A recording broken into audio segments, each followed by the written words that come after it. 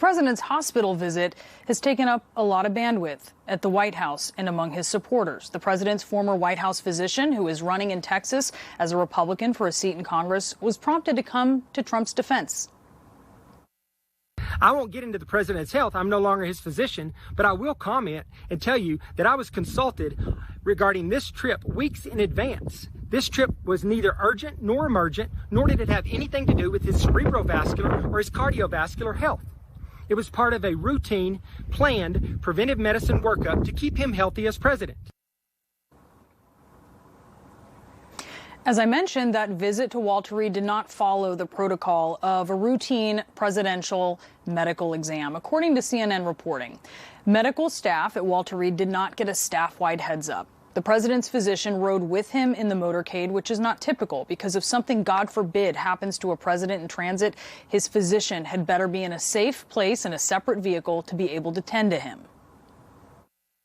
And I can tell you furthermore, as his physician for 3.5 years prior to that.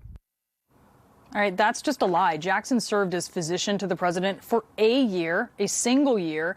Then after his VA nomination failed, he returned not as the physician to the president, but as chief medical advisor for less than a year.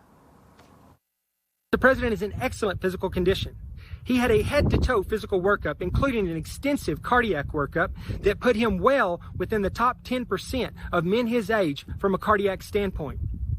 So why is the left suddenly talking about this?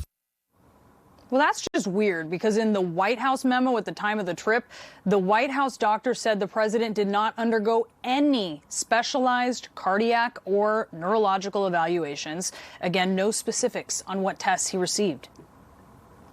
The reason is they're trying to defer and distract from the obvious mental, physical, and cognitive issues with former Vice President Joe Biden, who is now their nominee for president. They're in trouble, and they're trying to fix it. A physician diagnosing Joe Biden with a cognitive problem without being Joe Biden's physician.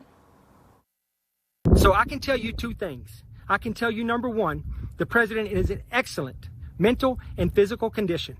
He will finish this term, and he will finish the 4 years ahead of him in his second term, which he will get. Two things about that comment. Ronny Jackson is predicting the future again, and we have no reason to believe he's psychic. But also, the president is clinically obese. He is not in excellent physical condition. CNN's Sanjay Gupta reported in 2018 that the president has a common form of heart disease, easy to address if he increases the dose of his cholesterol medication and makes lifestyle changes. Keep in mind, though, this is the same doctor who said this. Can you explain to me how a guy who eats McDonald's and fried chicken and all those Diet Cokes and who never exercises is in as good a shape as you say he's in? It's called genetics. I don't know. It's some people have, just great genes. I told the president that if he had a healthier diet over the last 20 years, he might live to be 200 years old. I don't know. Well, I think wearing a mask is a personal choice, and I don't particularly want my government telling me that I have to wear a mask. I don't wear a mask all that often, to be honest with you.